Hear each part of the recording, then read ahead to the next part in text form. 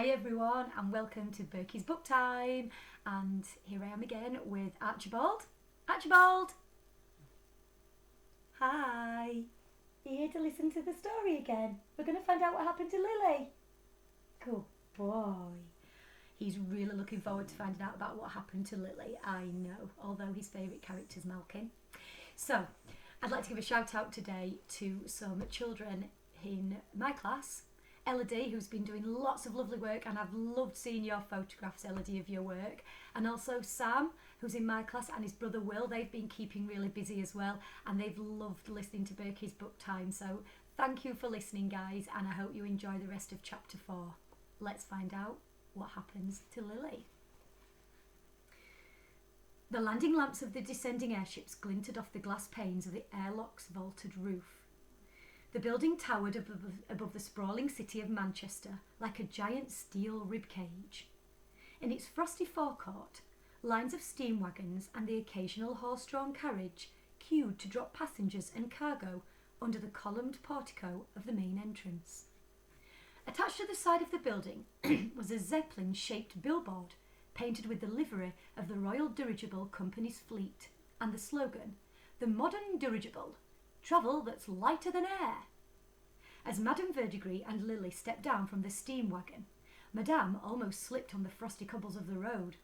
She clutched Lily's arm, her nails digging through the wool of the school coat. Lily waited, clutching her small case and shivering in the biting wind, while Madame smoothed out the silk of her black dress. Finally, when she was ready, she took Lily's hand once more and ushered her into the terminal. Crossing the marble foyer, they passed rows of commuters waiting for their evening flights. The buzz of people was so overwhelming, Lily thought she might faint once more. The space held too many memories. She'd stood on this spot with Papa countless times, seeing him off on his trips. She glanced at the brass clock tower at the centre of the concourse, craning her neck to see its spire, which rose towards the lobby's ceiling. Here she had kissed Papa goodbye. And here he had left her with the Kraken and the other girls at the start of the autumn term. She gazed past the pinnacle of the clock to the extravagant fresco of a Zeppelin stamped with Queen Victoria's crest. Victoria Regina.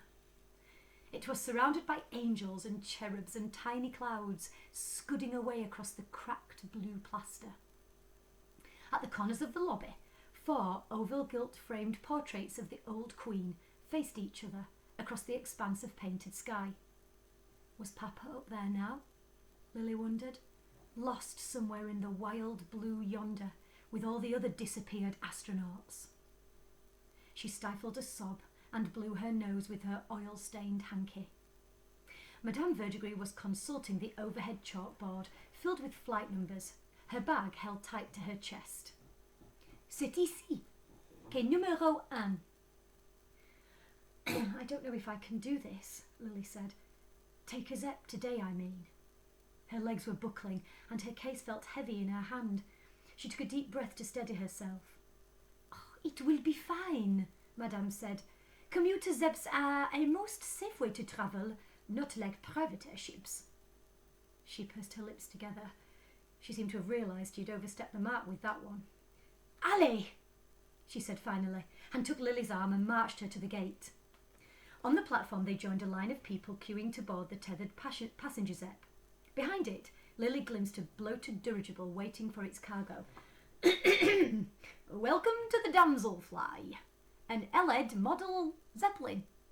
A stocky mechanical porter in a blue uniform displaying the gold insignia of the Royal Dirigible Company jumped down from their Zepp's doorway. Lily brightened at the sight of him.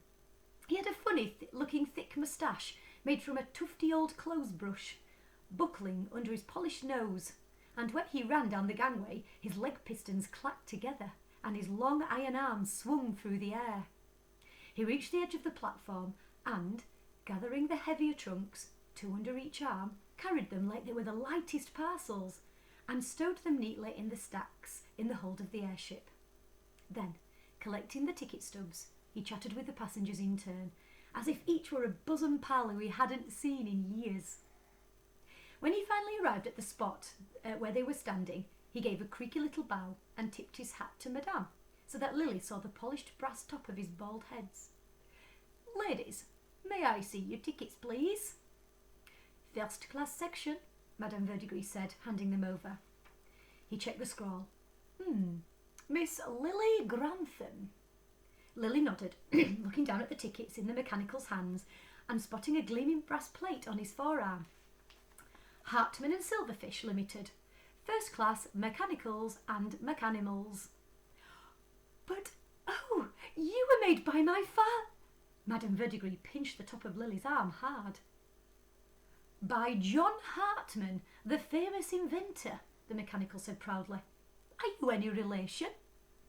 "None whatsoever," Madame Verdigris replied before Lily had even opened her mouth. "Perhaps you should get on with your job." He gave her a curt nod. "Of course, madame. Very good. Hand luggage only?" "May I show you both to your seats?" He took Lily's case and winked at her. Or was it an error in his blinking? "This way, please. Mind your step." The mechanical ushered them along the gangplank towards the damselfly, and Lily glanced back one more time at the air station. As she did, she noticed a man clutching a lacquer walking cane arrive and join the back of the queue of boarding passengers. His razor-thin figure was clothed in a dark wool suit and tall stovepipe hat, and he wore silver, reflective, O-shaped spectacles. Something about him seemed oddly familiar. He was, she thought, somehow connected to Papa, but she couldn't quite place him. She was still trying to put a name to his craggy face when she stepped into the corridor of the airship's gondola, and he disappeared from sight. In the compartment, Madame installed herself by the window, while Lily waited for the mechanical porter to stow her suitcase. When he'd finished, the mechanical man doffed his hat to her, and Lily shook his hand before he slid the compartment door shut and left. Madame Verdigris settled back in her seat and tutted under her breath. "I don't know why you shake hands with them, Lily. You'll end up covered in engine oil or worse." "It's good manners," Lily said. "They only want to be treated like people." "Mon Dieu! Where do you get these notions? Certainly not from that school of yours." Madame opened her carpet bag and took out some embroidery, a picture of Botticelli angels. In the confines of the cabin, her perfume was almost unendurable. Lily reached for the window hatch.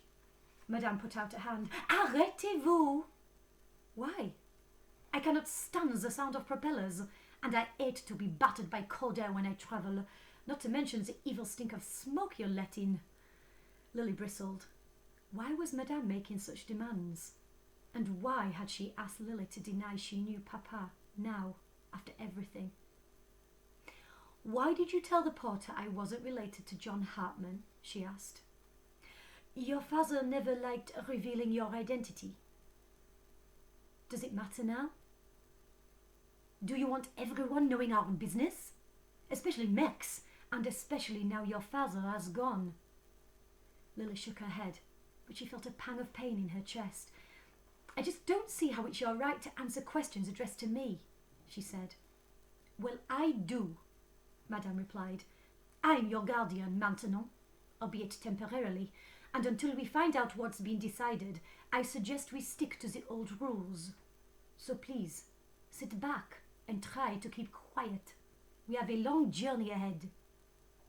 Lily did as she was told, though she would have preferred it to be someone more pleasant doing the telling. She ignored the housekeeper and contented herself with staring out the window at the view. Damselfly's engine shuddered to life, and it was winched by two large steam wagons to the centre of the landing strip. They positioned it over a big X, directly under the take-off skylight. Then the mooring ropes were unclipped, and the Zepp rose through the centre of the building, aided by gigantic wind pumps in the walls, pushing it upwards. Lily watched through the compartment's porthole as the Zepp drifted past the metal struts that held up the glass-panelled roof, and the roosting pigeons who barely shifted as they floated by. Last time she'd flown with Papa, she'd been arriving here for the start of the autumn term. Then the evenings had been light and long, not dark and heavy as they were now. Lily was flying without him, and she felt danger at every turn. As the public Zepp swept into the starless sky, she wondered what had happened to Papa and Malkin. How, With such an unfeeling guardian as Madame watching over her, would she ever find out? Suddenly, she felt very alone and scared about her future. Poor Lily! What's going to happen to her? Okay, everyone, I really hope you enjoyed chapter 4. I'm going to be doing another reading of chapter 5 very soon, so hopefully we'll get to find out a little bit more about Lily. Archibald, are you going to say goodbye? Bye, everyone. We'll see you soon.